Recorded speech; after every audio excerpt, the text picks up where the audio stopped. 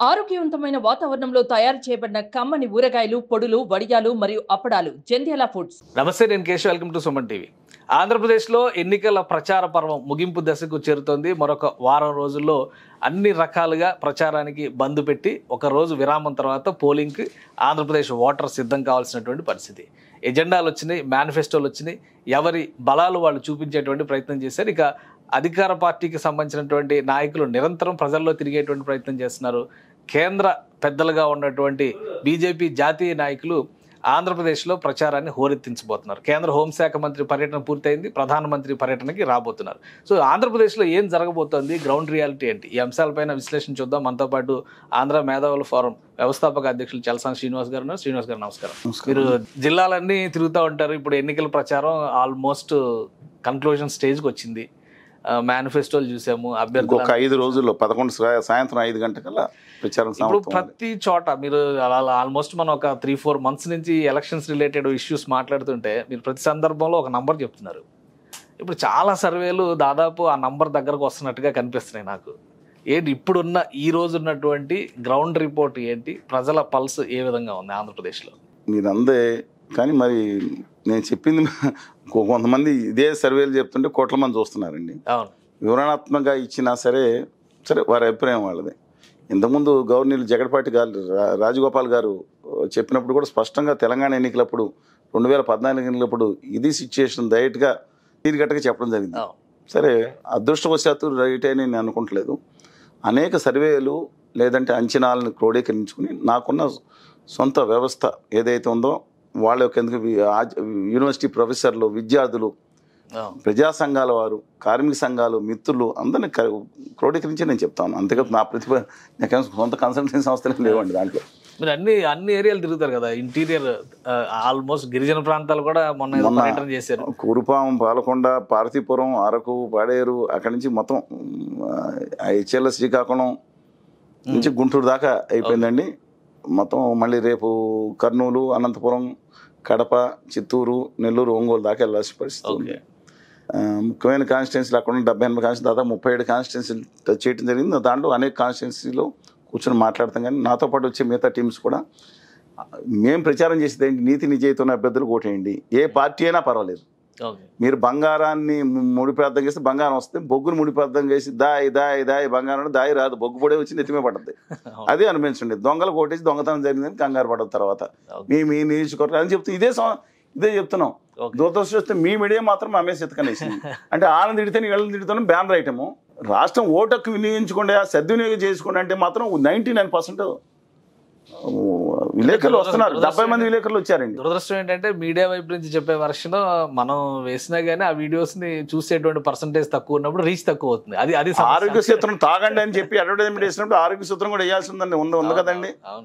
అందుకని మేము ఒక ఊళ్ళో అందుకని ప్రేక్షకులకి నేను చేసే విజ్ఞప్తి కూడా ఏంటంటే చలసాని శ్రీనివాస్ గారు అణువు తిరిగిన తర్వాత తనకున్నటువంటి పరిచయాలతో పాటు గ్రౌండ్ రిపోర్ట్ సేకరించి దాని ప్రకారం ఒక 4-5 నెలలుగా ఒకే మాట చెప్తున్నారు. దాదాపుగా ఇప్పుడు వస్తున్నటువంటి ఎక్కువ సర్వేలు కూడా ఆయన మాటను బలపరుస్తున్నటువంటి నంబర్స్ దగ్గరికి వచ్చి ఆగుతున్నాయి. కాబట్టి ఆయన ఏం చెప్తారో ఇప్పుడు విందాం. చెప్పండి. మొట్టమొదటిగా అండి, రాష్ట్రాన్ని ప్రభావితం చేస్తున్న అంశాలు ఉన్నాయి. మనం ఫిగర్స్ దగ్గర కూడా వచ్చేద్దాం. ఇప్పుడు ఇవాళ ఎలక్షన్స్ ఏ స్టేజ్కి వచ్చిందంటే ఏది మే మొదటి వారం అయిపోయే సమయానికి జగన్ గారు ఉండాలా వెళ్ళిపోవాలా, ఈ సిచ్యుయేషన్ మీద ప్రతిపక్ష పార్టీలు కూడా దాని మీద కాన్సన్ట్రేషన్ చేసింది. ఇంకా విధానాలు ఇవన్నీ దానికి అనుకూలంగా కొన్ని పెట్టించవచ్చు. ల్యాండ్ టైటిలింగ్ యాక్ట్ ఇది వచ్చింది, అతను అందులో కూడా జగన్ మీరు ల్యాండ్లు దొబ్బేస్తాడు అని చెప్పి దాంట్లో రాయటం అనేది.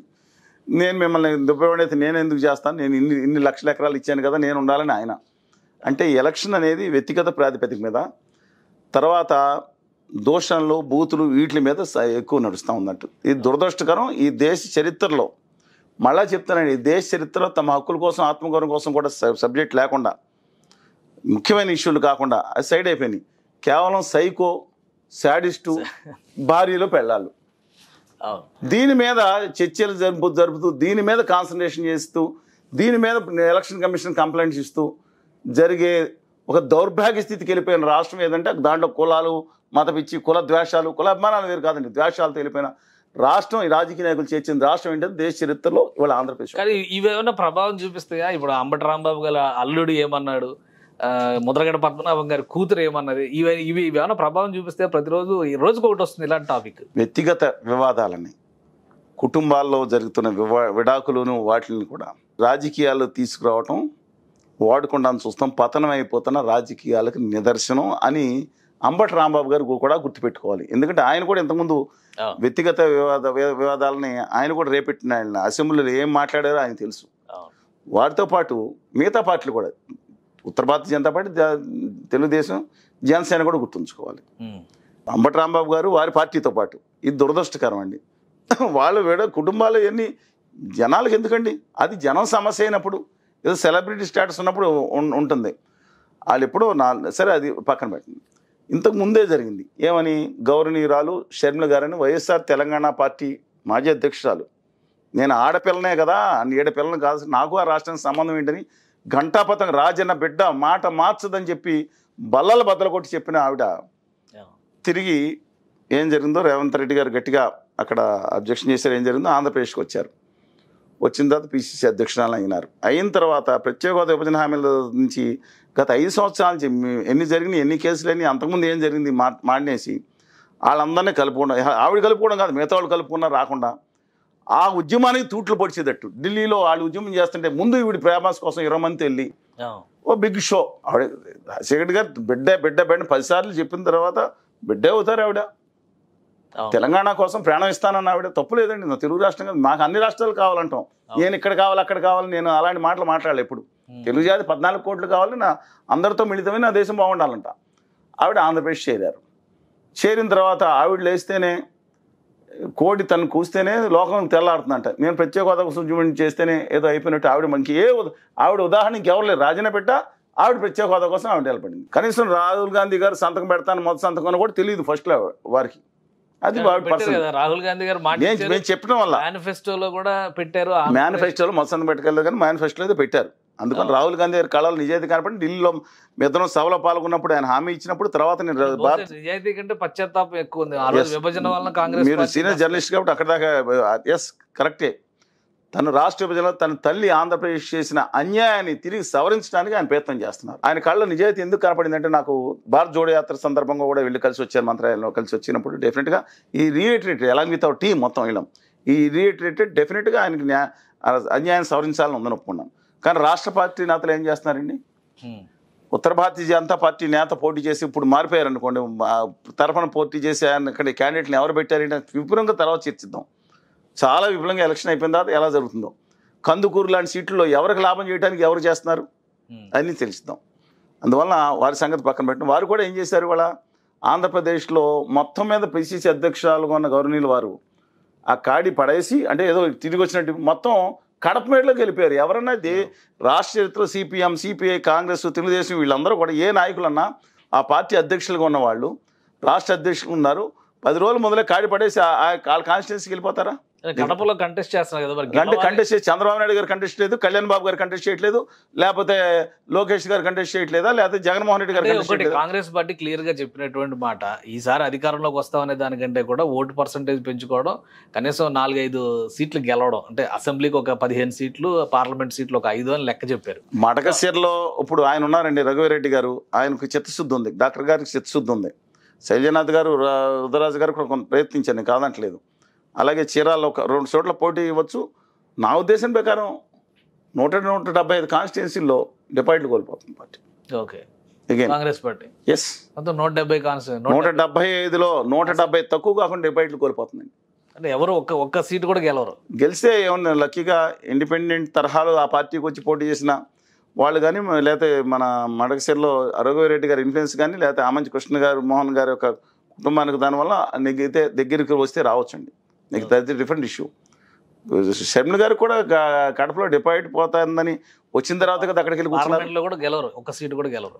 డిపాజిట్లు రావండి. నేను ఒక దాంట్లో కూడా వారికి కూడా డిపాజిట్ రాదేమో, నేను రాకూడదని కోరట్లేదు. ఎందుకంటే ఇవాళ వామపక్షాలు కోటేమని చెప్తున్నాను. ఎందుకంటే నీతి నిజాయితీ నిబద్ధతలతో ఖచ్చితంగా హోదా విభజన హామీల కోసం కట్టుబడి ఉన్న వ్యక్తులు ఎవరన్నా ఉన్నారంటే ఇవాళ వాళ్ళు వామపక్షాలు. ఆ తర్వాత ఎవరికి ఓటు ఏం చెప్తామండి, కాంగ్రెస్ పార్టీ, ఉత్తర భారతీయ జనతా పార్టీ వ్యతిరేకంగా ఇవాళ హోదాకి ఇస్తానన్న విషయం వేరే. వీళ్ళ చిత్తశుద్ధి రాహుల్ గాంధీ గారి మీద, మల్లికార్జున ఖర్గే గారి వాళ్ళందరి మీద ఖచ్చితంగా చిత్తశుద్ధి మీద నమ్మకం ఉందండి. సరే coming back to the point. కానీ ఒకటి క్లారిటీ ఇవ్వండి, కడపలో ఇప్పుడు జరుగుతున్నటువంటి ఇష్యూ మొత్తం అవినాష్ రెడ్డి చుట్టూ, వివేకానంద రెడ్డి హత్య కేసు చుట్టూ నడుస్తుంది. దాన్ని దృష్టిలో పెట్టుకుని మీరు మర్చిపోతారని రోజు టీవీలో గంటల కొద్ది దస్తగిరి గారిని తీసుకొచ్చి కూర్చోబెట్టి ఆయన్ని బాగా, నేను తప్పు అంటలేదు, ఆయన వాదన చెప్పలేదు, మమ్మల్ని బ్యాన్ చేసి. విపక్షాలకు కావాల్సింది ప్లస్ కాంగ్రెస్ పార్టీ కావాలి. ఏమైనా తప్పు చేసామండి ఏమన్నా? అది ఏమైనా ప్రభావం చూపించుద్దా? అసలు చూపించదా? డెఫినెట్ గా ప్రభావం ఉంటుంది. మొత్తానికి వాళ్ళు సక్సెస్ అయింది. ప్రతిపక్షాలు ఆవిడని ప్రవేశపెట్టి ఆ సహకారం చేస్తానని ఆరోపణలు నేను చెయ్యను. ఆ విషయం ప్రజలకు అర్థం అవుతుంది, అది వదిలేసేయండి, నేను చేసేవాడిని కాదు. కానీ వారు ఎవరికి అనుకూలంగా వ్యవహరిస్తున్నారు అనేది కూడా అర్థం అవుతుంది ఒక విధంగా. అంటే జగన్మోహన్ రెడ్డి గారు ఆయన డిస్టర్బెన్స్ అయిపోయి డెఫినెట్ గా షర్మిల గారి వరకు వచ్చిన తర్వాత నైతిక స్థైర్యం అని ఒకటి ఉంటుందండి. జగన్మోహన్ రెడ్డి గారిలో దెబ్బతినే విషయంలో అంతవరకు సక్సెస్ అయ్యారు. ఇప్పుడు వారు సాక్షిలో వాటాలు ఏం కావాలా, మిగతా మాకు ఇవ్వాలి కదా అని ఆవిడ మాట్లాడారు. అది పర్సనల్ ఇష్యూస్ తెలుసుకోవాలి. పబ్లిక్ ఇష్యూకి ఏంటి సంబంధం అండి? ఆవిడ 86 కోట్ల లోన్ మీరు అన్నగారి దగ్గర తీసుకొని రిటర్న్ ఇవ్వట్లేదంటే ఆవిడకి ఎక్స్ప్లెనేషన్ ఇచ్చుకున్నారు. నేను వ్యక్తిగత విమర్శలు చేయను, కానీ అది వారి సొంత విషయాలు. కానీ పబ్లిక్ విషయాలు కాదు, దానికోసం ఉద్యమాలు చేయాల్సిన పని లేదండి, సాక్షుల వాటాల కోసం. బట్ నా అభిప్రాయం ప్రకారం ఆవిడ పవర్ఫుల్ లీడర్గా రూపాంతరం చెందుతారు ఆవిడ కోటని మార్చుకుంటే. ఎందుకంటే తెలంగాణలో 3,000 కిలోమీటర్లు దాదాపు పాదాల మీద నడుచుకుంటూ వెళ్ళిన యాత్ర, మిగతా పాదయాత్ర అని చెప్పారు. డెఫినెట్గా ఆ రోజు జగన్ గారు వదిలిన బాణంగా ఆవిడ అభివర్ణించారు. అలాగే తమ బాబాయ్ గారి హత్య కేసులో చంద్రబాబు నాయుడు అనేక ఆరోపణలు తెలియజేసాను. అంత చిన్నపిల్లలు ఎవరు లేరండి. అందువల్ల ఏం చేసినా ఆవిడ డెఫినెట్గా రాజకీయాల్లో జగన్మోహన్ రెడ్డి గారి యొక్క నైతిక స్థైర్యాన్ని దెబ్బతీయడంలో ఆవిడ సఫలం అవుతున్నారు. ఓట్లు వస్తాయి రాదా అని కాదు, ఇవాళ మనకు వచ్చిన సమాచారం ప్రకారం, నేను సర్వేలు అని చెప్పకూడదు, రిలీజ్ చేయకూడదు, అంచనాల ప్రకారం Congress party, independents, CPI, CPM ఆ పార్టీలు అయితే నిజాయితీగా నిలబడి ఉన్నాయండి. మిగతా ఖచ్చితంగా బీజేపీ అంటే నిలబడి పోరాడుతున్నాయి. కాంగ్రెస్ కంటే కూడా నిలబడి పోరాడుతున్నాయి ఆ పార్టీలు ఎంత ఉన్నా సరే. ఇవాళ 3.9% ఓటింగ్ వచ్చేటట్టుంది. ఆల్మోస్ట్ 4% రీచ్ అవుతారు. ఎవరు? ఇండిపెండెంట్స్, కాంగ్రెస్, సిపిఐ, సిపిఎం ఉజ్జాయింపుగా. అంటే ఐఎన్డీఐఏ కూటమి, ఇండియా కూటమితో పాటు ఇండిపెండెంట్లు కూడా చాలా వస్తాయి. వాళ్ళు కూడా 1% అక్కడ బలంగానే కొంత, అంటే కొన్ని నియోజకవర్గాలు కొన్ని చోట్ల వాళ్ళు 0.5% తీసుకుంటారా, 7% తీసుకుంటారా, ఇండిపెండెంట్స్ తీసుకుంటారా, ఏదైనా ఉంది. ఇప్పుడు కలవపూడి శివ గారని ఉండిలో పోటీ చేస్తున్నాడు. చాలా మంచి అభ్యర్థి, చాలా సహృదయం కలిగిన వ్యక్తి అని పేరు ఉందండి. ఉగాది ఉత్సవాలు చేస్తారు, చాలా మంది తెలుగు భాష నిలబెడతానికి ప్రయత్నిస్తారు, నిజాయితీగా కాన్స్టిట్యున్సీలో పనిచేసే వ్యక్తి. రామరాజు గారు అయినా సరే ఆయన కూడా మంచి వ్యక్తి అని ఈయన అలాంటి ఆయన ఆల్ ఇండియా బ్లాక్ నుంచి పోటీ చేస్తున్నారు. ఆ విషయంలో మాత్రం ఆయన ఓట్లు రావచ్చు, 10,000-30,000-40,000 అన్ని కలుపుకుని చెప్తున్నాను నేను. జేడి లక్ష్మణ్ గారు ఏ మీడియాలోనూ ఆయన ఎందుకు కనపడరండి? మీకు ఏం ఉపకారం చేశారైనా? ప్రత్యేక విభజన హామీల కోసం నిలబడి ఉంటానని చెప్పడం పాపమా? మా దాంట్లో ప్రధాన కార్యదర్శిగా కూడా వివక్ష ఎవరు చూపించారు? ఏ మీడియాలో వస్తున్నారైనా? ఇప్పుడు జరుగుతున్నటువంటి యాక్టివిటీ సంకుల సమరంలో ఆయన స్పేస్ లేదా? అదే ఆయన స్పేస్ దొరకపోయి ఉండొచ్చు, దొరకపోయి కాదు, స్పేస్ ఇవ్వట్లేదు. బట్ అంటే ఒకటే, అంటే మీరేమో ఇప్పుడు ఈయన కాదు కదా, ఎవరో సినిమా డైరెక్టర్ తిరుగుతున్న ప్లేస్ లేదు అక్కడ తీసుకోవాలంటానికి, ఆయన తీసుకునే పనిలో ఆయన ఉన్నారండి. అందుకని నా అభిప్రాయం ప్రకారం తీసుకుంటే మంచిదే కదా. ఇప్పుడు ఇవ్వట్లేదు, 4 ప్రజలు ఇవ్వాలి ఫస్ట్, ప్రజలు ఇస్తారు కూడా ప్రజలు. ఎందుకంటే ఇప్పుడు ఆయన అసెంబ్లీ మీద ఫోకస్ పెట్టారు కాబట్టి అసెంబ్లీ సీట్ మీద మేబీ అక్కడ టఫ్ ఫైట్ ఇస్తే కనుక అలా ఉన్నారంటే ఫెన్సిటర్స్ అంటే అది ప్రపంచానికి తెలియాల్సిన అవసరం లేదు. ఆ లోకల్ నియోజకవర్గం అది కూడా లేదండి, అది కూడా స్థానిక వార్తల్లో కూడా ఆయన ప్రభావం ప్రజలకి ఆయన చేరువ అయితే, ఆయన ఎంతమంది వెళ్తారు చేరువ అయితే. ఆయన రాష్ట్ర వ్యాప్తంగా అభ్యర్థులను పెట్టారు, అక్కడ కూడా తిరుగుతున్నా ఆయనకి లిమిటేషన్స్ ఉంటాయి వ్యక్తిగతంగా, చిన్న కాన్స్టిట్యున్సీ కాదు అక్కడ ఉన్నాయి. అందువలన letters wait and see. But నా అభిప్రాయం వీళ్ళందరూ కలిసి 3.9%, నోటాకి 1.14%, జనరల్గా అటు ఇటు. అలా కూటమికి 45.3%, 45. జగన్మోహన్ రెడ్డి గారి పార్టీకి వైకాపాకి 42.8%. అనేక సర్వేలు చూసుకుంటే 40% మీద నిలబడి ఉందండి. 40% అబవ్ వస్తుంది. రేరుగా భయంకరమైన వేవ్ వస్తే తప్ప తెలియదు, కానీ అంటే ఒక 2-3% తేడా ఉంటుంది అంటారు కూటమికి ఉన్నది. కానీ మొత్తం బాటిల్ ఏదైతే ముఖ్యమైనది ఉందో 6.86%. ఎందుకు అన్డిసైడెడ్ 6.86% అంటే నాటే జోక్. అంటే మిగతా వాళ్ళకి చాలా తక్కువ కనిపించవచ్చు, కానీ సెఫాలజిస్టులు మిగతా వాళ్ళకి చాలా ఎక్కువ ఫేర్ కనపడుతుంది. లాస్ట్ మీట్లో అందులో కొంతమంది చెప్పేది, లాస్ట్ మీట్లో ముస్లిం మైనారిటీ మిగతా వాళ్ళు కూడా జగన్ గారు దొడ్డిదారులు ఉన్నారు, ఈయన మెయిన్ దారులు వీళ్ళు వెళ్ళి తలకాయ తాకట్టు పెట్టారు. వీళ్ళు డైరెక్ట్ గా తలకాయ తీసుకెళ్లి కాళ్ళ దగ్గర తలకాయ ఉంచి నేను మొక్కుకున్నానని చెప్పేసి మాట్లాడిన వ్యక్తులు ఉన్నప్పుడు ఇక ఆ జగన్ గారు ఆ పని డైరెక్ట్గా మొక్కినేదో కనపడింది, అది వేరే సంగతి అండి. నేను మొక్కాను, మ్యాచ్ ఫిక్సింగ్ కోసం పెట్టినప్పుడు వేరండి. అందువల్ల ఆలోచిస్తున్నారు అనేది ఒక ఆలోచన ఉంది. కానీ వాళ్ళ అమిత్ షా గారు వచ్చిన తర్వాత ఆయన జగన్ గారిని విమర్శించిన తర్వాత సరే వీళ్ళు ఆనందంగా జబ్బలు చచ్చుకుంటున్నారు, కానీ ఆ ఓట్లని అందరినీ తిరిగి జగన్ గారికి తెలివిగా ఆయన ఇంకో వాదన ఉంది. నాణ్యానికి ఒకవైపు చూస్తున్నారు కేశవ్ గారు, నాణ్యానికి రెండు వైపు చూడండి. అమిత్ షా గారి స్ట్రాటజీ ప్రకారం ఆయన ఇప్పుడు జగన్మోహన్ రెడ్డి గారిని టార్గెట్ చేశారంటే అది జగన్మోహన్ రెడ్డి గారి ప్రయోజనం స్ట్రాటజీ నాకు తెలియదండి. శత్రువుకి శత్రువు మిత్రుడే కదా. అవును, చిన్న దాని ఎలా వీళ్ళు ఆనందపడతారు, భలే చేశారు బీజేపీని ట్రాన్స్ఫర్ చేశారని. ఇవాళ ఫెన్స్ సిట్రస్ ఏ నిర్ణయం తీసుకుంటారు, కానీ ఆ 6.86% అనేది చాలా ఇంపార్టెంట్ అండి పాలిటిక్స్లో. అది ప్రస్తుత పరిస్థితుల్లో కనపడలేదు. జగన్మోహన్ రెడ్డి వైపు డైవర్ట్ అయితే మొత్తం బ్లాక్ గా ఒక 1% 2% తగ్గించేసి మొత్తం వెళ్ళిపోవాలి. అది ఎందుకు అన్డిసైడెడ్ అంతా ఇప్పుడు మేనిఫెస్టోలు వచ్చినాయి, అభ్యర్థులు వచ్చేసారు, అలయన్స్ క్లారిటీ వచ్చేసింది, ప్రచారంలో ముందుకు పోతున్నారు, ఇంకా అన్డిసైడెడ్ అంటే ఎలాగో డబ్బులు ఉన్నాయి కదండి, కొంత బ్యాచ్ ఉన్నారు కదా. మీకు తెలుసా గుడివాడలో లాస్ట్ టైము ధర్నాలు చేశారు కదండి, వెంకటేశ్వరరావు గారి దగ్గరికి వచ్చి ఇంటికి వచ్చి మాకు ఏం డబ్బులు ఇస్తారు, ఎవరా దౌర్జన్యం నశించాలి, ఏంటి నాకు అర్థం కావట్లేదు. రాజకీయాలు ఎక్కడ తీసుకెళ్లిపోయారు, నేను ప్రజలతో పట్ల ఈ రాజకీయ నాయకుల పరిస్థితి తీసుకెళ్లిపోయారు అలా. అందువల్ల పెట్టనమ్మ ఎలాగో పెట్టదు, పెట్టే అమ్మకి ఏం రోగం అని మళ్ళీ అనకూడదు, కానీ మీరు అనలేదు మనం మాట్లాడకూడదు కాబట్టి అందుకని చెప్తున్నా, అందుకని మామూలుగా చెప్తున్నా నేను. ఆ ఉద్దేశంతో మాట్లాడేవారు ప్రజల్లో కూడా ఉంటది కదా, 2% అలా ఉంటుందండి. గోడపై పిల్లలు 1%, 1.5% ఎవరు నెగ్గుతారు వాళ్ళు చూసి వేసేస్తారు, ఇలా పెద్ద ఉండదు. అది 3% అని జనరల్ గా అనుకుంటారు. అంటే దీనికి బెంచ్ మార్కులు లేవండి ఉజ్జాయింపుగా. అందువల్ల వీళ్ళలో అది కనుక నిర్ణయం కనుక అయితే చెప్తాను, బ్లాక్ గా ఒక 1% 2% మినహాయించి ఒక 5% వెళ్ళిపోతే పోటీగా ఉండొచ్చు, దాంట్లో బయటపడవచ్చు వేపతిని మెజార్టీలో వీరు. అది లేకపోతే ఇవాళ మాత్రం అది కష్టసాధ్యంగా కనపడుతుంది, ఎందుకంటే మైనస్ పాయింట్స్ వచ్చినాయి. ఈ నంబర్స్ ప్రకారం చూస్తే అసలు ఇప్పుడు మీరు చెప్పిన 105 స్థానాలు, 100 నుంచి 105 స్థానాలు తెలుగుదేశం పార్టీకి, 70 నుంచి 75 స్థానాలు వైఎస్ఆర్ కాంగ్రెస్ పార్టీకి వచ్చే అవకాశం ఉంది. కానీ దీంట్లో గత 10 రోజుల నుంచి వైఎస్ఆర్ కాంగ్రెస్ పార్టీకి మైనస్ కనపడుతుంది. 52 తెలుగుదేశం జనసేన వామపక్షాలు నిలబడితే 115 స్థానాలు రావాల్సింది 7 నెలల క్రితం మనం మాట్లాడుకున్నాం ఇక్కడే. ఉత్తర భారతీయ జనతా పార్టీ అంటే ఆంధ్రప్రదేశ్ నమ్మక ద్రోహం నయం వంచినా తట్టుకొట్టేసి కోసేసింది అనేది ప్రజలు 90% ఏ పార్టీలో ఉన్నారు.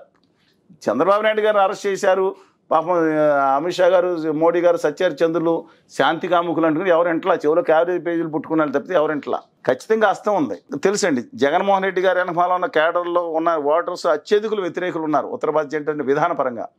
ఎవరికి నచ్చట్లేదు, కానీ తప్పనిసరి అయిపోయి రౌడీ మామూలుగా సీట్లు 6 తీసుకున్నారండి. రౌడీ మామూలు 6 సీట్లు పార్లమెంట్ సీట్లు. 0.5% లేదండి వాళ్ళకి ఓటింగ్, ఎందుకు 0.84 ఉంది. ఇంకా ఈ 5 సంవత్సరాలు చేసిన నమ్మక ద్రోహం నయవంచిన సర్వనాశనం చేసేసి ఆంధ్రప్రదేశ్ను వదిలిపెట్టిన దాని మీద కసి చాలా ఉంది. 96% వాళ్ళు వెనకాల కాళ్ళు పట్టుకుంటాం ఏదైనా నచ్చట్లేదు జనాలకి. మా బాస్ తెలివిగలవాడు, చాలా అద్భుతంగా పెట్టేసి తన రాష్ట్రం కోసం చేస్తున్నాడని ఇద్దరు నాయకులు ఒకళ్ళని నమ్మబుచ్చుతున్నారు, మరీ పిచ్చోళ్ళని చేసేస్తున్నారు చెవిలో పెట్టేసి. అందువల్ల నా అభిప్రాయం ప్రకారం అందులో 3 మ్యాచ్ ఫిక్సింగ్ అంట. అనకాపల్లి, కానీ అనకాపల్లిలో సీఎం రమేష్ గారికి వెళ్ళేటప్పుడు సీఎం రమేష్ కొట్టుకుంటున్నారు కదా. కడపలో సీఎం కడప మరి ఎందుకు నచ్చలేదు, కొంచెం బూడి ముత్యానాయుడు గారిని పెట్టారు. ముత్యానాయుడు గారు అబ్బాయి వచ్చి ఆయన మా నాన్న ఓడిస్తుండే ఆయన ప్రచారం చేస్తున్నాడు. వాళ్ళ అమ్మాయి గారు సీట్ ఇచ్చారు. మాడుగులు వెళ్ళొచ్చాను నేను, మాడుగుల కాన్స్టిట్యున్సీ వాళ్ళ అమ్మాయి గారు పోటీ. అసలు అక్కడ లోకల్ డిస్ప్యూట్ ఏంటి, కారణం ఏంటి? వాళ్ళ వారసత్వం అండి. ఆ తాతకి ఇవన్నీ కూడా కూడా తాతగా ముందు కూడా పాలిటిక్స్ లో ఉన్నా వాళ్ళు మరి ఫాలో ద ఆవు జైలో వేస్తుంటే దోళ్ళ గట్టి వేస్తాయా, రాష్ట్రంలో వారసత్వం కాదా? ఇవాళ అప్పుడు పవన్ కళ్యాణ్ గారు సొంతంగా వచ్చిన, చిరంజీవి గారు వారసత్వంగా సినిమాల్లోకి వచ్చినట్టే కదా, నేను సొంతంగా ప్రూవ్ చేసుకున్నా సరే. తర్వాత చంద్రబాబు నాయుడు గారు పార్టీ పెట్టుకుని వచ్చారా, లేదా జగన్మోహన్ రెడ్డి గారు పార్టీ పెట్టానన్నా వారసత్వాన్ని క్లెయిమ్ చేసుకోకుండా పెట్టారా? రాజశేఖర రెడ్డి గారిని అబ్బాయి నుంచి వాళ్ళు అత్యధికుల పార్టీలో ఉన్నారంటే కారణం వారసత్వం కాదా? మళ్ళీ షర్మిల గారు వారసత్వం బిడ్డ అని 100 సార్లకి 1000 సార్లు చెప్తున్నారు. రాజశేఖర బిడ్డ కాకుండా వారసత్వం కాకుండా వచ్చిందండి. అందువల్ల వీళ్ళు ఫాలో అవుతున్నారు. అందువల్ల నా అభిప్రాయం ప్రకారం ఏంటంటే ఈ గత 10 రోజుల్లో ల్యాండ్ టైటిలింగ్ యాక్ట్, మూడోది మేనిఫెస్టో. దయచేసి అందరూ మేనిఫెస్టో, చంద్రబాబు నాయుడు గారి మేనిఫెస్టోని సీరియస్గా తీసుకోలేదు ప్రజలు అత్యధికులు. అభివృద్ధి కార్యక్రమాలు విజన్ 2047, 2097 వాటి విషయాల్లో చంద్రబాబు నాయుడు గారు ఉంది. ఎవరైనా ఒప్పుకుంటారు, నచ్చనాలు నేను చేయగలిగలేదు. ఆయన రైతు రుణమాఫీ లేకపోతే ఇంకో డాక్టర్ అన్నీ ఆయన కొంత ఫెయిల్ అయినారు, కొంత ఉన్నాను. అలాగే జగన్మోహన్ రెడ్డి గారు సిపిఎస్ మిగతా విషయాలు మధ్య విషయాలు, ఆ సంక్షేమ పథకం కాదు అది కూడా న్యాయం, ఆయన హామీ ఇచ్చారు. మిగతా పథకాల విషయంలో మాట నిలబెట్టుకున్నాను. అప్పటి వరకు అట్లా సీరియస్గా తీసుకున్న వాళ్ళు జగన్మోహన్ రెడ్డి గారి మేనిఫెస్టో వచ్చిన తర్వాత సీరియస్గా కంపేర్ చేసుకుంటున్నారు. అందులో ఎవరో నిన్న వైకాపాలో నేత ప్రచారయాత్ర ఉంటే కలిశారండి. నేను విలేజ్లో ఉన్నాను. ఆ వ్యాన్ వెళ్తుంటే దిగి వచ్చారు. ఆయన ప్రచారం చేసుకున్నారు, సిట్టింగ్ ఎమ్మెల్యే అనుకుంటారు. అలాగే మిగతా వాళ్ళు కూడా మాట్లాడతాం. ఆయన అనలేదు కానీ వేరే ఆయన అందేంటి సార్, ఈయన చంద్రబాబు నాయుడు గారి మనిషి ఈయన మా మేనిఫెస్టో కమిటీలో పెట్టినట్టున్నారు సార్ అంటాడు. అది ఎలాగన్నా ఎవడు సార్ నమ్మేది? 2000 ఇప్పుడు 72 ఏళ్ళ ఆవిడ లేడీస్ ఉన్నారు. ఒక అరగంట కూర్చొని మాట్లాడినప్పుడు ఏమ్మా ఎలా ఉంటుందని మా ఆవిడ అడిగాడు. పక్కన వింటున్నాను. ఏందయ్యా మేము చచ్చిపోతాం, 29లో 250 రూపాయలు పెంచుతారంట, అప్పటికి జగన్ ఎంతో నమ్మాం, 250 రూపాయలు పెంచుతారంట, అప్పుడు దాకా ఉంటామా? 72 ఏళ్ళు కదా ఉంటామా? ఏమోనమ్మా ఈ మధ్యన ఆరోగ్యం బాగట్లేదు. ఎవరన్నా ఆయన మేనిఫెస్టో పెట్టుకున్నప్పుడు జగన్ నమ్మండి తర్వాత పెంచుతాడన్నా ఖాళీ వదిలేసినా పర్వాలేదు. 2028 జనవరిలో 250 రూపాయలు, 29 జనవరి చేస్తారు అని ఒక బ్రాండింగ్ ఉంది ఆయనకు ఉంది. ఇంతకుముందు 2009 ఎన్నికల్లో రాజశేఖర రెడ్డి గారు 200 పెన్షన్ని వాళ్ళు పెంచుతారన్నారు. 2000 మనీ ట్రాన్స్ఫర్ అమెరికా నుంచి పట్టుకొచ్చారు. ఎవరినో అడిగి లోకేష్ గారు కొత్త నాయకుడు అని చెప్పినప్పుడు కూడా నేను హామీ మనం కరెంటుతో ఒకటి పెంచుతాను, ఇంకోటి 2 గంటలు, ఇంకోటి నన్ను చేస్తే నమ్మని అన్నారు, వచ్చారని ఇప్పుడు చెప్తున్నారు. కానీ ఎంత భావోద్వేగాలు, ఎంత భయంకరమైన ప్రచారాలు, దిక్కుమాల సోషల్ మీడియా టైప్లో. నిజంగా నేను తిడుతున్నానంటే సోషల్ మీడియాలో వేరు సంగతి. అంటే అప్పుడు ప్రజారాజ్యం ఫ్యాక్టర్ కూడా పనిచేసిందిలేండి. ప్రజారాజ్యం పార్టీ, లోక్సత్తా పార్టీ అన్నీ ఉన్నాయి, ఇవన్నీ కలిసి అన్ని. అందువల్ల ఆయన బయటకు వచ్చింది. ఇవాళ ఆ సిచ్యువేషన్ లేదు. అందువల్ల నా అభిప్రాయం ప్రకారం జనాల్లో ఆ మేనిఫెస్టోని కంపేర్ చంద్రబాబు నాయుడు ఏం చేశారు, 4000 అంటాం కాకుండా ఈ 3 నెలలు వేసేస్తాను, ముందు 2 నెలలు అన్నారు. ఇది అఫీషియల్ అంశం. గత 6 నెలలు ఏప్రిల్ నుంచి కదా, ఏప్రిల్, మే, జూన్ ఈ 3 నెలలదే. మే జూలైనా ఈ 4000 కలిపి 3000, 7000 ఇచ్చేస్తానన్నారు. వీళ్ళ కళ్ళ ముందు కనపడతా ఉంది. అవును ఇస్తాడులే అంటే ఈ డైరెక్ట్ వాటిని వెనక్కి వెళ్ళలేరండి చంద్రబాబు నాయుడు గారు. డైరెక్ట్ ఫేస్ టు ఫేస్ చేయాలి బయటకు వస్తే నాయకులు కూడా. అందువల్ల ఈ ఇచ్చి తీరాలి రాష్ట్రం ఎలా ఉన్నా. ఇది కాకుండా ఇంకోటి ఆలోచిస్తున్నారు రేవంత్ రెడ్డి గారు. దాంట్లో ఉచిత బస్సు. మేము అన్నవరం వెళ్దాం అనుకుంటున్నామండి. బస్సు అంటే జిల్లాగాన ఎవరు జిల్లా నిబంధనలు ఎవరికి తెలుసు? తిరుపతి కూడా వెళ్ళిపోదాం అనుకుంటున్న వాళ్ళు చాలామంది ఉన్నారండి. ఏముంది అక్కడ, ఒక చోట దిగి 2 చోట ఎక్కడ తర్వాత ఇష్యూ. ఇదొకటి. 3వ విషయం ఏంటంటే గ్యాస్ సిలిండర్లు. నేను గుంటూరులో విలేజ్లో ఇంకో గ్యాస్ సిలిండర్ ఇస్తాను. స్థానిక నాయకుడు ఎమ్మెల్యే క్యాండిడేట్ ప్రపోజ్ చేసిన ఇంకో గ్యాస్ సిలిండర్ ఇస్తానులేమ్మా అని అడిషనల్గా. అంటే యాక్చువల్గా ఏమవుతుందంటే 2-3 నెలలు వస్తుందండి. మిగతా వాడి సంగతి. కానీ ఒక చిన్న అవ్వ తాత ఒకళ్ళు ఉన్న ఫ్యామిలీకి వాళ్ళు నీళ్ళు కూడా బయట దిమే కాచుకోరు. సంవత్సరం ఏమీ లేకుండా మాకు గ్యాస్ లేకుండా ఫ్రీగా అయిపోయింది అని. ఇది అవసరాలు లేదు. ఇవన్నీ కూడా ప్రభావం చూపుతున్నాయి. 1500 రూపాయలు చొప్పున 18 ఏళ్ళు నిండిన ప్రతి మహిళకి కండిషన్స్ నాట్ అప్లైడ్ అందరికీ అన్నారు. ఇది అప్పుడు సంవత్సరానికి 18,000 అంటే 18 ఏళ్ళ నుంచి 59 ఏళ్ళ వరకు పెట్టారు. మధ్యలో 50 ఏళ్ళ కాన్సెప్ట్ తీసుకొచ్చారు. ఏంటి, బీసీ, ఎస్సీ, ఎస్టీ, మైనార్టీలు అందరికి కూడా 50 ఏళ్ళు దాటితే 4,000 పెంచారు. దివ్యాంగులకి అంటే ఫిజికల్లీ ఛాలెంజ్డ్ వాళ్ళకి 6,000. 8 లక్షల. ఇవాళ జగన్మోహన్ రెడ్డి గారు అధికారంలోకి వచ్చేటప్పుడు 45 లక్షల ప్లస్ ఉండేయండి. అప్పుడు చంద్రబాబు నాయుడు గారు 2,000 చేసినా అంతకుముందు వరకు జనవరి వరకు 1000 రూపాయలే. ఆ 2 నెలల్లో కలిపి మళ్ళీ ఎలక్షన్ అప్పుడు ఆయన ఇవ్వడం చూసాం. అప్పుడు జనవరి వరకు నెలకి 450 కోట్లు ప్లస్ అయ్యేదండి. ఇప్పుడు 2019 జనవరి నాటికి. తర్వాత ఏమైందో తెలుసా, 65 లక్షలు దాటిపోయినాయి. దాంట్లో ఫిజికల్లీ ఛాలెంజ్డ్ వాళ్ళకి 8 లక్షలు అయిపోయినాయి. కొన్ని తక్కువ ఉన్నాయి అనుకోండి, 80,000, ఏది 10,000 రూపాయలు, ఏది ఆరోగ్యపరమైన విపరీతమైన సమస్యలు ఉన్నవాళ్ళు వాళ్ళకు ఉన్నాయి కదా. ఇవన్నీ అయిపోయి ఇవాళ సంవత్సరానికి ఎంత అవుతుంది తెలుసా అండి? అంతకుముందు 5,500 కోట్లు, 23,000 కోట్లు అయిపోతుంది. దాన్ని ఇచ్చే పొజిషన్ లేరు. జగన్మోహన్ రెడ్డి గారు ఏమనుకుంటున్నారంటే, ఆయన లాస్ట్ టైం చంద్రబాబు నాయుడు గారు తను ఓడిపోతాననే శంక ఆయనకు వచ్చింది. కానీ ఒక లీడర్షిప్గా, ఒక లీడర్ ఆయన, ఒక పార్టీ లీడర్ కాబట్టి బయట ప్రజలకు మాత్రం నెగ్గుతానే తెలియజేశారు. కానీ ఇప్పుడు జగన్మోహన్ రెడ్డి గారు 175 అని బయట తెలియజేయడం కాదు, ఆయన ప్రగాఢంగా విశ్వసిస్తున్నారు తాను నెగ్గుతానని. పాలనలోకి వస్తే నేనే కదా ఇవ్వాల్సింది అని చెప్పి రాష్ట్రంలో వాళ్ళంతా అభివృద్ధి లేకుండా వెళ్ళిపోతుంది. ఈ అప్పులు 7-8 లక్షల కోట్లు అయిపోయి, అంటే వీళ్ళు 15 లక్షల కోట్లని, 20 లక్షల కోట్లని ఒకళ్ళు మాట్లాడవచ్చు, 4 లక్షల కోట్లని వైకాపా మాట్లాడవచ్చు. వాస్తవాలు గమనిస్తుంటే రేపు పొద్దున్న నేను ఇవ్వలేను అని ఆయన రిస్టైన్ అయ్యారు. అంతవరకు విజ్ఞత ప్రదర్శించారు, అంతవరకు మనం అభినందించాలండి. కానీ తెలుగుదేశం పార్టీ కూడా విజ్ఞత ప్రదర్శించింది. వాళ్ళు చూసి ఇంకా డబల్ త్రిబుల్ ఉన్నదే అయిపోయి వచ్చింది. ఇంకా వాళ్ళని చూసి వీళ్ళు ఏమవుతారని భయపడ్డాను నేను.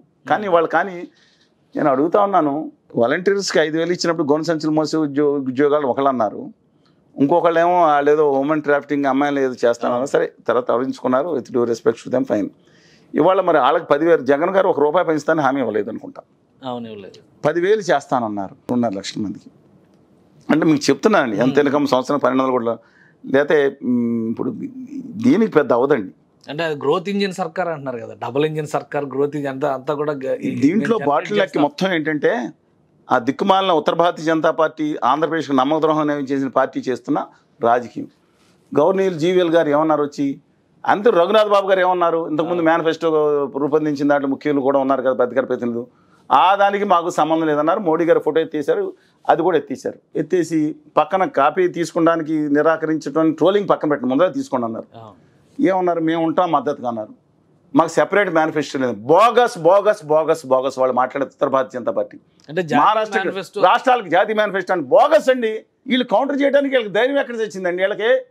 ఇప్పుడు జనసేన కానీ తెలుగుదేశం కానీ వైకాపా కానీ ఆయన చూసి కనుచూపుల్లో గడగడలాడిపోతున్నా. వీళ్ళకి ఏముంది, చికెన్ ఉండేటి ఎంగి వచ్చి వంగిపోతున్నారు కదా ఢిల్లీ పాఠశాలలో ఉన్న గుజరాతీ పాఠశాలను చూసి. ఇవాళ కౌంటర్ చేయట్లేదు. ఇతర రాష్ట్రాలకు మహారాష్ట్రకి ఎవరైనా చిన్న మన అందరూ చదువుకున్నాడు కదా, కొట్టి చూడండి, రాష్ట్రాలకు మేనిఫెస్టో సెపరేట్గా ఇచ్చారు. ఆంధ్రప్రదేశ్ మాత్రం కాడి పడేసి కూర్చున్నారు, వీళ్ళ మీద దోసేస్తారు. 4 ఏళ్ల పాటు తెలుగుదేశం పార్టీ అధికారంలో ఉండగా 4 ఏళ్ల పాటు వీళ్ళే ఉన్నారు. దేవాదాయ శాఖ మంత్రి వీళ్ళు ఉన్నారు. ఆ గుడులు కూల్చిన దాంట్లో వాళ్ళే ఉన్నారు. మరి దేవాదాయ శాఖ మంత్రి తిందా మళ్ళీ బయటకు వచ్చి గుడ్లు కూల్చేశారు, బయటకు వచ్చి దుర్మార్గులు ఈ పాటలు అన్నారు. అప్పుడు జరిగినప్పుడు కూడా అలానే జరిగింది. మాణిక్యాలరావు గారు ఏమో దేవాదాయ శాఖ మంత్రి, వెల్లంపల్లి శ్రీనివాసం విజయవాడ వెస్ట్ ఎమ్మెల్యే, అదే ఓడిపోయిన క్యాండిడేట్ బీజేపీ ఉన్నారు కదా, వాళ్ళ తర్వాత మాట్లాడుతున్నారు దుర్మార్గంగా అయిపోయింది. ఇంకోటి అంటున్నారు. చాలా విచిత్రం ఏంటంటే వీళ్ళు ఏటీఎం ఎంత దుర్మార్గంగా, అసలు నాకు అర్థంగా తెలుగు జాతి ఆత్మగౌరవాన్ని, ఆ తెలుగు జాతి అండి కాదు, తెలంగాణలో రేవంత్ రెడ్డి వీళ్ళందరూ గట్టిగా పోరాడుతున్నారండి. కేటీఆర్ గారు, బట్టి కుమార్ గారు, ఆర్ఎస్ ప్రవీణ్ కుమార్ గారు గట్టిగా ఉన్నారు, వీరభద్రం గారు, చాడ వెంకటరెడ్డి గారు. ఆంధ్రప్రదేశ్లో పట్టిన సిపిఎం తప్ప ఏం జరుగుతుందని బానిస నాయకుల్లాగా అయిపోయారు. ఆశ్చర్యకరంగా ఉంది కదా. ఇప్పుడు ప్రధానమంత్రి వస్తున్నాడు, ఆల్రెడీ హోంమంత్రి, కేంద్ర హోంమంత్రి మాట్లాడారండి. ఆయన చాలా క్లియర్ గా చెప్తున్నారు కదా, మేమే న్యాయం చేస్తాం, అమరావతిని తీసుకొస్తాం, పోలవరం కట్టేస్తాం, ఇవన్నీ ఆయన చెప్తున్నారు కదా. దెయ్యాలు వేదాలు వల్లిస్తే ఎలా ఉంటుందో గౌరవ హోంమంత్రి గారు అది మాట్లాడినట్టు అనిపిస్తుంది. ఎందుకంటే అమరావతిని చంపేసింది ఎవరండి? జగన్మోహన్ రెడ్డి గారు ముఖ్య పాత్ర పోషించారు. అంటే బడ్జెట్ లో పెట్టాం మేము, రాష్ట్ర ప్రభుత్వం డిపిఆర్ లేకపోతే మేమేం చేస్తాం. ఏమండి, చిన్నపిల్లలకి క్యాబేజీ పూలు అహ్మదాబాద్ నుంచి స్పెషల్గా కాలీఫ్లవర్ తీసుకొచ్చి పెడుతున్నారు. ఆయన ఆజ్ఞ మీరగలడా జగన్మోహన్ రెడ్డి గారు? ఫోన్ చేసి మా అమిత్ షా బాయ్ బోల్ రూ आप निकाल दो ये 3 कट्टा कर निकाल के అమరావతికి ఆగే బడావ్ అని ఒక్క ఫోన్ కాల్ చేస్తే sir sir sir sir sir sir అని కంటిన్యూ అయ్యే మనిషి. అది తెలియదండి. ఫోనే. జాతీయ ప్రధాన కార్యదర్శి మురళీధరరావు గారు ఏమన్నారు, అమరావతి గురించి ఏమన్నారు తెలియదా? జనాలు మర్చిపోయారనుకున్నారా? చీప్ లిక్కర్ కోసం గట్టిగా ఉద్యమం చేసిన, సారాయి కోసం ఎంత ప్రజలకి తక్కువ రేటుకి అందిస్తానని చెప్పి చాలా గట్టిగా ఉద్యమించిన గవర్నీలు ఈర్రాజు గారు ఏమన్నారు, 3 రాజధానులు అంటే మేము వస్తే 13 రాజధానులు పెడతాం, ప్రజలకు న్యాయం చేస్తాం, అభివృద్ధి వికేంద్రీకరణ అవుతుంది, హేళన చేసి మర్చిపోయారనుకున్నారా ప్రజలు? ఆయన మాట్లాడతారు, అమరావతి గురించి మాట్లాడతారు. ఇంకా చెవులో పెట్టారు కదా అమరావతి నుంచి క్లారిఫైర్లు పెట్టించుకోమనండి. అక్కడ ఈ 4 రోజులు ఇంకోటి ఉందండి, పోలవరం గురించి మాట్లాడారు. మొత్తం దెబ్బేసేసిందే వాళ్ళు. 2 భాగాల కింద చేయి సంతకం పెడతాను ఆంధ్రప్రదేశ్ రాష్ట్ర ప్రభుత్వాన్ని బ్లాక్మెయిల్ చేయలేదా కేంద్ర ప్రభుత్వం? అంటే వివరణ వేసిన రాష్ట్ర ప్రభుత్వం ఏదో రోజు ఆయన జీవిత కథ రాసుకున్నప్పుడు చంద్రబాబు నాయుడు గారు జగన్మోహన్ రెడ్డి గారు రాసుకుంటారు కదా, ఎలా కేంద్ర ప్రభుత్వం నువ్వు సంతకం పెట్టి మొదటి స్టేజ్ నీది, మిగతా అంతా నువ్వే కట్టుకొని చెప్పి పెట్టలేదు కాబట్టి నానా ఇబ్బందులు పెడుతున్నారు. వీళ్ళకంట చంద్రబాబు నాయుడు గారు వస్తే అది ఏటీఎం అయిపోయిందంట. లాస్ట్ టైం వచ్చి అన్నారా, ఏ ఏటీఎం ఓగయా చంద్రబాబు గారు చంద్ర ఫ్యామిలీ కానీ మాట్లాడే మోషా గారు ఇద్దరు ఆఖరి 4 ఏళ్ళు ఆడే ఉన్నారు కదా, ఏటీఎంలో భాగస్వామ్యం వాళ్ళకు కూడా పార్ట్నర్షిప్ ఉంది కదా. పార్లమెంట్ లో వెంటనే అనౌన్స్ చేశారు కదా, అది ఎన్నికలు లేదు. ఇప్పుడు ఏమైంది, జగన్మోహన్ రెడ్డి గారికి సేమ్ ఏటీఎం మాత్రం స్టాండర్డ్, పేర్లు మారినాయి. ఏంటండి ఇంత ద్రోహం? నా తెలుగు జాతి పెట్టులుగా ఉన్న చంద్రబాబు నాయుడు గారు, జగన్మోహన్ రెడ్డి గారు, కళ్యాణ్ బాబు గారు, శ్రీనివాసరావు గారు, రామకృష్ణ గారు, అలాగే ఉన్న జైల్లో ఎవరైనా సరే ఒక నాయకుడికి నేను చెప్తాను, ఖచ్చితంగా వాళ్ళందరూ నాకు కావాలి. వీళ్ళు ఏంటంటే వీళ్ళు తోలుబొమ్మలాట ఆడిస్తున్నారండి ముఖ్య నాయకుల్ని. తోలు చిత్తులో ఏం చేయనండి. ఫైనల్ గా మీరు ఒక విషయం చెప్పండి, ఈ 4 రోజుల్లో ఎన్నికల ప్రచారం జరిగేటువంటి క్రమంలో ఇంకా పెద్ద పెద్ద నాయకులు అందరూ కూడా దిగుతున్నారు కాబట్టి, ఉత్తరప్రదేశ్ దిగుతున్నారు, రాజస్థాన్ దిగుతున్నారు. నా తెలుగు జాతి బిడ్డల మీద దాడి మొదలు పెడతా పట్టేటట్టున్నారు వాళ్ళు. మరి ఇది గుజరాతీలు అంటే మీకు కోపం వచ్చింది. మనకి నరేంద్ర మోడీ గారు తెలుగు గడ్డకు వచ్చి గుజరాతీ బేటానని చెప్పుకున్నప్పుడు లేనప్పుడు మేము గుజరాతీ అంటే తప్పు వచ్చిందండి గర్వంగా చెప్పుకున్నాడు. మేము తెలుగు గుజరాతీ బేటాగా మనకి న్యాయం చేయడానికి గుజరాతీ బేట వచ్చాడంట. తెలుగు గడ్డ మీదకి వచ్చి అంత బహిరంగ నా ప్రధానమంత్రిని తండ్రి లాంటి ఒక పోస్టులో ఉన్నాయన నేను గుజరాతీ బేట అనేది గర్వంగా ప్రకటించుకున్నా అంటే వాట్ కెన్ వి డూ? ఈ 4 రోజుల్లో దీని ప్రభావం ఎలా ఉండొచ్చు? ఇంకా మీరు చెప్తున్నారు ఇప్పుడు మైనస్ పాయింట్స్ కొన్ని చెప్పారు వైసీపీ నుంచి, కూటమి వైపు నుంచి కూడా సమర్థన ఇవ్వడానికి కొన్ని అవకాశాలు ఉన్నాయి అంతవరకే, కానీ బట్ ప్రజల నిర్ణయం మీద ఆధారపడి ఉంటుంది అన్నారు. 6% వేరియేషన్ చూపిస్తున్నారు ఈ తటస్థ ఓటర్లు, ఎవరైతే అన్డిసైడెడ్ ఓటర్స్ ఎవరైతే ఉన్నారో వాళ్ళు. ఈ 4-5 రోజుల్లో ఏం జరగబోతుంది? రోజు రోజుకి కూడా ఖచ్చితంగా ప్రభుత్వ వ్యతిరేకత పెరుగుతూ ఉంది. ముఖ్యమైన కారణం దాంట్లో ఉన్న అంగన్వాడీ వర్కర్సు, టీచర్సు, ప్రభుత్వోద్యోగులు ఎక్కడ సర్వే పెట్టిన 70 నుంచి 75% వరకు వ్యతిరేకత కనపడతా ఉంది. నేను సర్వే చేయట్లేదని అంచనాలు. దాంతోపాటు ముఖ్యమైన విషయం ఏంటంటే అత్యధికులైన సర్పంచులు, ఎంపీటీసీలు, జడ్పీటీసీలు వీళ్ళందరూ కూడా అత్యధికులు ఎగనెస్ట్ చేయబోతున్నారు. వాళ్ళ అధికారాలు కోల్పోయింది.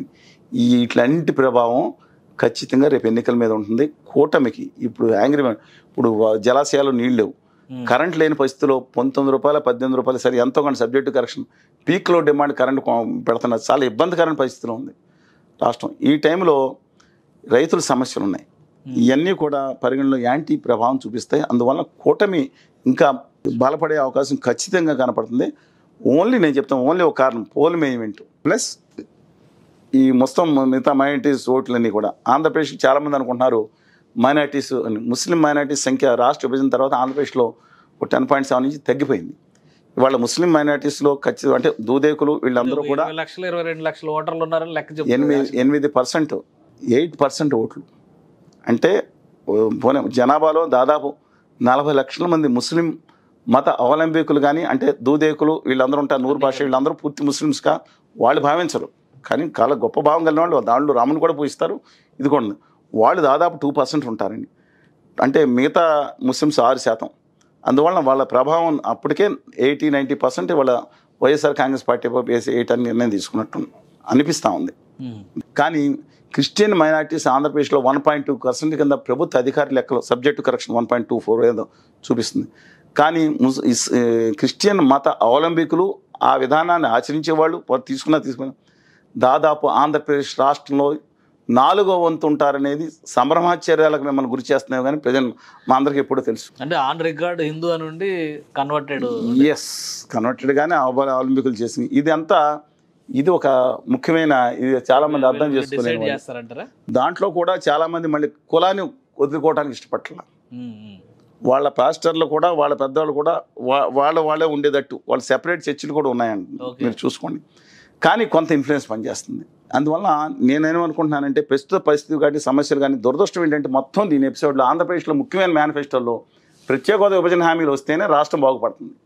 దాని మీద దిక్కుమాలిన పార్టీలు తమకు ఆత్మగౌరవాన్ని హక్కుల్ని ఢిల్లీ పాఠశాల దగ్గర తాకట్టు పెట్టి దీన్ని పట్టి మోస్ట్ ఇంపార్టెంట్ డైరెక్ట్గా ఇంద్రుడిని తీసుకొచ్చి ఇక్కడ కూర్చోబెట్టినా విభజన హామీలు లేకపోతే జరిగేది కాదండి. వాళ్ళ కళ్యాణ్ బాబు గారు అన్నారు పాచిపోయిన లడ్డూలు అన్నారు, ఉత్తరప్రదేశ్ అహంకారం అన్నారు. కానీ ఇప్పుడు మీరు చెప్పిన లెక్కలన్నింటిలో కూటమి అంటున్నారు. కూటమి బీజేపీకి ఇచ్చిన 10 సీట్లలో ఎన్ని గెలుస్తారు? జనసేన మ్యాక్సిమం 3 అండి. జనసేన అత్యధిక స్థానాలు 12-13 తక్కువ కాకుండా గెలిచే అవకాశం ఉంది. బీజేపీ అసెంబ్లీ 3, పార్లమెంటు కూడా 3కి with the support of YSR Congress party. నర్సాపురంలో ఎవరిని పెట్టారు? నర్సాపురాన్ని పువ్వుల్లో పెట్టి రఘురామకృష్ణరాజు గారికి సీట్ ఇవ్వని నేపథ్యంలో దాన్ని పువ్వుల్లో పెట్టి మీకు మేము అర్పిస్తామని హామీ ఇచ్చారని వార్త. వాళ్ళ కళ్ళకు కనపడుతుందో లేదో మీరు నర్సాపురం సీటు భూపతిరాజు శ్రీనివాస్ వర్మ గారని ఆయన నెగ్గబోతున్నారనేది తెలుస్తూ ఉంది. మా వరకు ఒక్కళ్ళని కూడా గెలిపించొద్దని మేము చేస్తాం. ఉత్తర భారతీయ జనతా పార్టీ ఒక్కళ్ళు వెళ్ళినా బానిసత్వానికి చిహ్నం అంటున్నాను. మిగతా 3 సీట్లు, మిగతా 2 సీట్లు చంద్రబాబు నాయుడు గారు బంధువు శ్రీమతి పురంధేశ్వరి గారు ఉన్నారు. వారిని గెలిపించడానికి కూడా వీరు కృషి చేయొచ్చు. ఆ సీటు కూడా అక్కడ మంచి వివేకం ఉన్న వ్యక్తి డాక్టర్ని పెట్టినా సరే గట్టిగా ఏం జరుగుతుంది అది టఫ్ కాంపిటీషన్ ఉంది. కానీ అనపర్తి సీట్నే మేనేజ్ చేసి పురంధేశ్వరి గారు చింతమనేని ప్రభాకర్ గారికి ఎసరు పెట్టి అక్కడక్కడ తమలపల్లి ప్రభాకర్ గారికి ఇచ్చారు. ఏంటండి యుద్ధం చేస్తున్నాడు ఆయన. ఏమన్నా మామూలు కాన్స్టిట్యున్సీ కాదు, మోస్ట్ టఫ్ కాన్స్టిట్యున్సీ. దాంట్లో ఒకసారి ఆయన ఇవ్వకూడదని వాళ్ళ అమ్మాయి గారికి ఇస్తాను, ఒకసారి ఐవేరో ఏదో పెడతారు కదా కోళ్ళు, మళ్ళీ ఆయన ఆపేసి లాస్ట్ మినిట్లో ఆయన ఇస్తారో లేదో పెండింగ్లో పెడితే ఆయన బీ ఫార్మకి రమ్మని ఆగిపోమంటే అన్నా నీకు సీట్ రావట్లేదంటే కదా ప్రచారానికి ఏం చేసుకుంటాడు ఆయన. కడప జిల్లా నుంచి పుట్టా మహేష్ గారిని తీసుకొచ్చి ఏలూరులో పెట్టారు. కడప జిల్లాని తీసుకుని తప్పని కాదు, కోస్తా రాయలసీమలో ఒకటే నేను భావిస్తున్నాను. అందరూ ఆ మాటకు వస్తే తెలంగాణ అందరూ కూడా ఒకటే జాతిగా నేను భావిస్తాను అని ఎలాంటి ఇబ్బంది. కానీ సీఎం రమేష్ గారిని అక్కడ పెట్టారు. ఇవాళ అక్కడ ఒక డమ్మీ అభ్యర్థిగా పెట్టారనుకున్నారు, కానీ ఎక్కువ అక్కడే ఎక్కువ గొడవలు జరుగుతున్నాయి. గొడవలు జరగటం అనేది మీకు టీవీలో ఏముందండి, ఆయనకి మంచి ఇన్ఫ్లుయెన్స్ ఉంది. రమేష్ గారికి టీవీలో కానీ అన్ని చోట్ల కూడా చాలా గట్టి ఇన్ఫ్లుయెన్స్ ఉంది, డబ్బులు ఉన్నాయి. అంటే నాకేం వ్యక్తిగత వైరం లేదు. ఆయన ఖచ్చితంగా ఆయన పిలిచినప్పుడు వెళ్తాం, వ్యక్తిగత అది వేరు. కానీ ఆయన ఆమరణ దీక్ష చేసినప్పుడు నేను లక్ష్మణ్ గారు వెళ్ళి ఆయనకి సంఘీభావం ప్రకటించి వచ్చాం. తక్కువ మంది వెళ్ళారు బయట వాళ్ళు. ఆయన రాష్ట్రం కోసం కడప ఉక్కు ఫ్యాక్టరీ అవన్నీ ఏమైపోయినా పక్కన పడేశారు. ప్రత్యేక హోదా విభజన హామీలు పక్కన పడేశారు. ఫుట్బాల్ ఆడుకున్నారని ప్రత్యేక హోదా మీద మిగతా 3 సీట్లలో సరే వెళ్ళిపోతాయండి. అరకు ఎక్కడ ఊరుకోండి, అరకు ఎక్కడ ఉంది పార్టీ? కిరణ్ కుమార్ నేను తిరిగి వచ్చాను పార్తీపురం, అన్ని 5-6 తిరిగి వచ్చాను. రాజంపేట తిరుపతి పరిస్థితి. తిరుపతి నేను కొన్ని అనుకుంటానండి మీకు నేను ఏ పార్టీ నీతి నిజాయితీ ఉన్న వాళ్ళకి వేసుకోమంటాను. తెలంగాణలో సంపన్నుడే ఉండొచ్చు కొండా విశ్వేశ్వరరెడ్డి గారు, నీతి నిజాయితీలు నిలబడ్డే మనిషి. ఆ రోజు పార్లమెంట్లో మేము ఆ రోజు హోటల్కి అశోక్ గారు అలాట్ చేయనప్పుడు మేము ఫైట్ చేస్తున్నప్పుడు వచ్చి శ్రీనివాస్ గారు విల్ ఆల్సో సపోర్ట్ ప్రత్యేక హోదా. ఏముంటుందండి ఆయనకి అలాంటి వాళ్ళు. అలాగే గుంటూరు నుంచి చంద్రశేఖర్ గారు, ఆయన రాష్ట్రం మీద ఆయన సంపాదించుకున్నంత అమెరికాలో సంపాదించుకున్నారు. 6,000 కోట్లు 10,000 కోట్లు పక్కన పెట్టండి, ఆయన ఖర్చు పెట్టి వస్తున్నారు. ఆయన ఇక్కడి నుంచి ఆశించేది ఏముంటుంది? నేను ఖచ్చితంగా నిజాయితీగా అలాంటి వాళ్ళు ముఖ్యమంత్రులైనా నిజంగా నీతి నిజాయితీ అంటే వారసత్వాన్ని కాపీరైట్లు పక్కన పెడదామండి. అలాగే గురుమూర్తి గారిని ఒక ఆయన అన్నారండి, తిరుపతి మీరు అడిగారు కాబట్టి. నేను నారాయణ గారి సతీవీకం వెళ్ళినప్పుడు ఆ రోజు సభకి వెళ్ళినప్పుడు పక్కనే కూర్చున్నారు. చాలా హంబుల్ పర్సనాలిటీ. వీళ్ళు హేళన చేస్తున్నారు. ఫిజియోథెరపిస్టులు, డాక్టర్లు, మిగతా వీళ్ళు అవ్వకూడదా? వీళ్ళ వారసత్వ కుటుంబాల నుంచి వచ్చిన వాళ్ళు, వీళ్ళ తాతల తండ్రులు ఉన్నాళ్ళు, వీళ్ళ వారసత్వం వాళ్ళు అవ్వాలా? అలాంటి వాళ్ళు కూడా నేను చెప్తాను. అలా ముఖ్యమంత్రి తప్పలేదన్నా. ఇప్పుడు తిరుపతి రాజంపేట, తిరుపతిలో ఎప్పుడో బీజేపీ షెట్టికెళ్ళిపోద్దండి.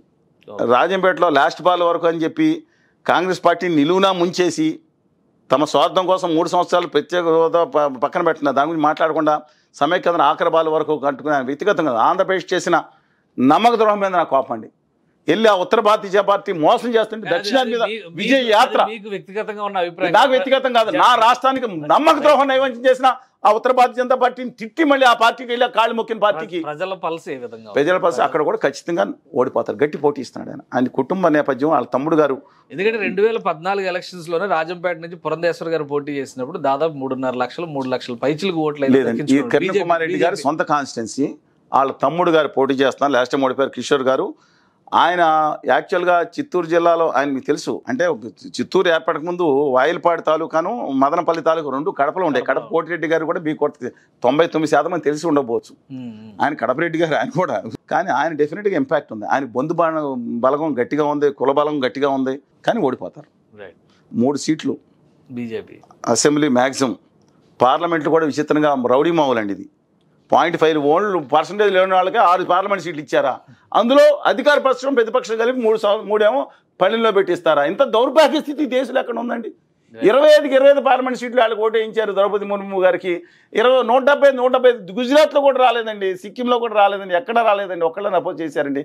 నా తెలుగు జాతి ఆత్మగౌరవాన్ని తీసుకెళ్లి హక్కుల కోసం కాంప్రమైజ్ కాకుండా ఢిల్లీ దగ్గర తాకట్టు పెట్టారంటే ఎంత దుర్మార్గం అండి. నేను బీజేపీ వ్యతిరేకంగా నిజంగా హక్కులు హామీలు అమలు చేసి రమ్మనండి, అధికారులు రమ్మనండి, విధానాలు మార్చుకోమనండి.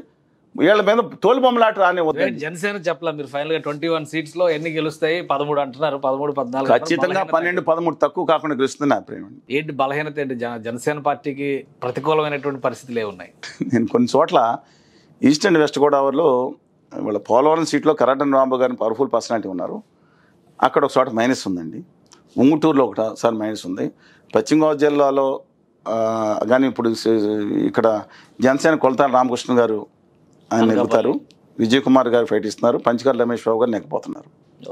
అలాగే మండల బుద్ధప్రసాద్ గారు ఆవనగడ్డ నెగ్గే అంటే టఫ్ కాంపిటీషన్ ఉన్నా సరే 10,000తో బయటపడతారని అంటూ ఉన్నారు. అలాగే మీకు ఇక్కడ కూడా ఎవరు తెనాలి మనోహర్ గారు.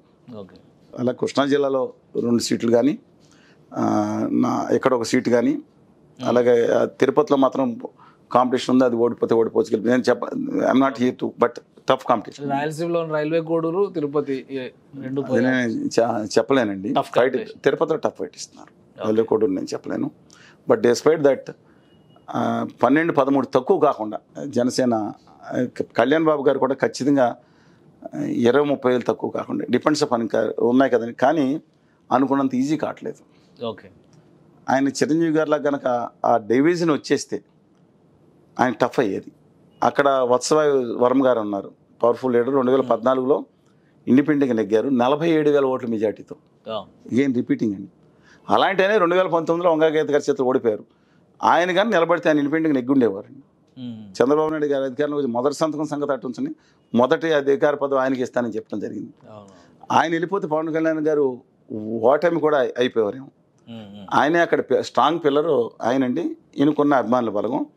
కానీ వాళ్ళు despite all these things Vanga Geetha గారు ఫైట్ ఇస్తున్నారు because of polarisation of votes వల్ల. కానీ విచిత్రం ఏంటంటే ఎస్సీ ఓట్లో కూడా చీలిక కనపడుతుంది రాష్ట్రంలో. ముద్రగడ్డ పద్మనాభం గారు చాలా కష్టపడుతున్నారు వంగాగీత తరపున. సరే, ఆయన అందుకనే ఫైట్లో ఉన్నారంటున్నాను. లేకపోతే 50,000 70,000 మెజార్టీ వచ్చింది కళ్యాణ్ గారికి. చిన్న విషయం కాదు అది. లాస్ట్ మీట్లో ఏం జరుగుతుందో చెప్పలేము. సరే, ఆయనే మనకి క్యాండిడేట్గా వేసేది. 4-5 రోజులు టైం ఉంది కాబట్టి మనం వెయిట్ చేయాలి. 6 రోజులు మిగతా అన్ని ఆయనే ఈసారి తగ్గరండి. డబ్బుల విషయంలో కానీ మిగతా విషయంలో కానీ కళ్యాణ్ బాబు గారు లాస్ట్ టైం కొంత ఖర్చు పెట్టారు. అంటే ఈ చివరి 4 రోజులు ఈ తగ్గని కార్యక్రమాల మీద ఫోకస్ పెడతారా అందరూ దాదాపుగా కొంతమంది వామపక్షాలు తప్ప. కాంగ్రెస్ పార్టీలో డబ్బులు వచ్చే దాని మీద మిగతా వాళ్ళకి పిఠాపురం మీద ఎక్కువ ఫోకస్ ఉంటుంది. అయితే పిఠాపురం మీద ఖచ్చితంగా జగన్మోహన్ రెడ్డి గారు ఫోకస్ పెడతారు.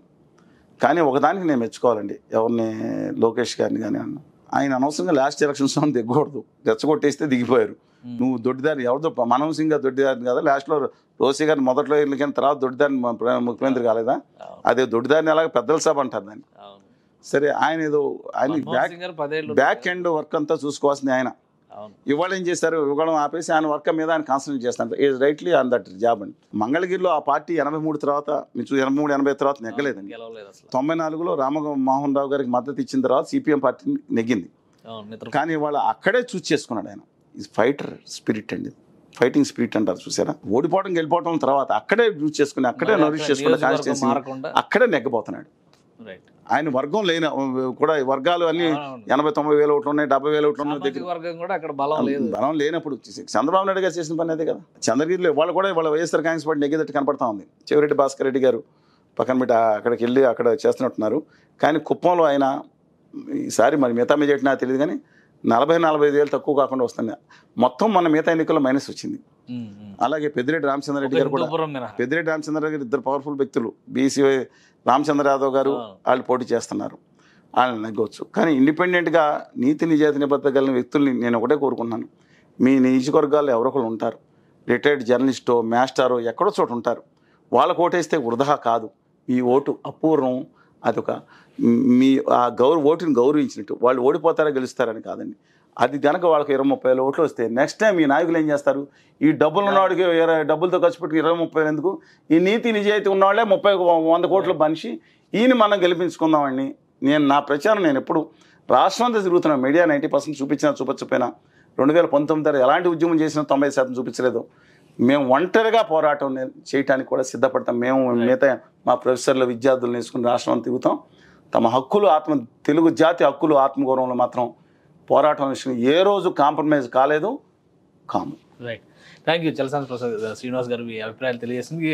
శ్రీనివాస్ గారు మొత్తం అన్ని జిల్లాలు తిరిగినటువంటి అంశాలు, అలానే అక్కడ ఉన్నటువంటి ఎక్స్పీరియన్సెస్ని దృష్టిలో పెట్టుకొని ఆయన ఇచ్చినటువంటి గ్రౌండ్ రిపోర్ట్ ఇది. ఆంధ్రప్రదేశ్లో రాజకీయాలు శరవేగంగా మారుతున్నాయి. ఎన్నికల ప్రచారం మొదలైన రోజుకి ఇప్పటికీ చాలా తేడా వచ్చింది అంటున్నారు. అలానే మేనిఫెస్టోల తర్వాత కూడా పార్టీల మధ్య వచ్చినటువంటి ఈక్వేషన్స్లో చాలా మార్పులు వచ్చినట్టు. ఈ రాబోయేటువంటి 4 రోజులు ప్రచారానికి చాలా కీలకమైంది.